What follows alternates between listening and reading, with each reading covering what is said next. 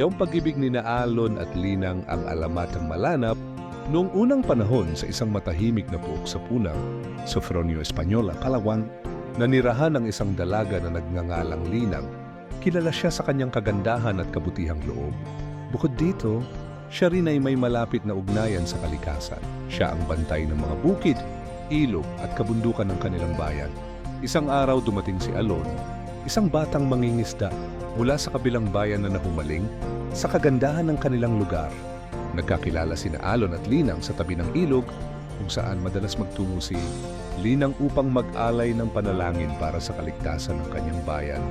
Sa kanilang mga pag-uusap, nabighani si Alon sa kalikasan ng lugar at lalo na kay Linang. Sa bawat pagdalaw ni Alon, ang kanilang damdamin ay lalong tumitibay, isang pagmamahalan na gaya ng agos ng tubig sa ilog, malakas ngunit mapayapa.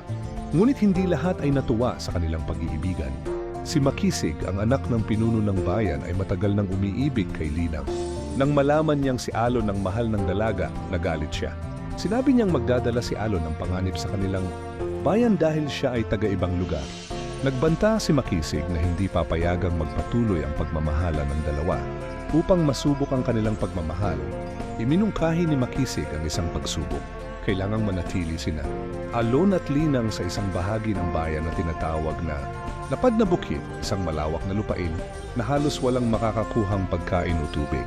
Doon nila kailangang patunayan ang kanilang pagmamahalan sa pamamagitan ng pagtitiis at pagkakaisa.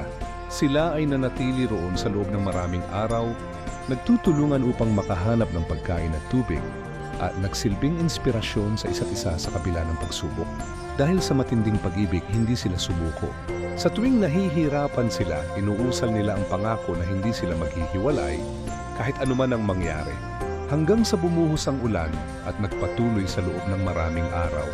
Nabasa ang malawak na lupa at ang dating tuyong kapatagan ay nagkaroon ng tubig, nagmistulang lawa na nagbigay buhay sa buong paligid.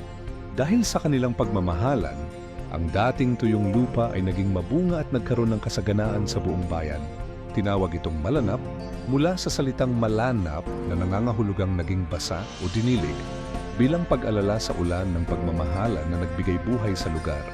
Si Alon at Linang ay naging simbolo ng tunay na pag-ibig at katatagan at sila ay pinarangalan ng mga mamamayan ng punang bilang tagapagbigay biyaya ng kanilang bayan.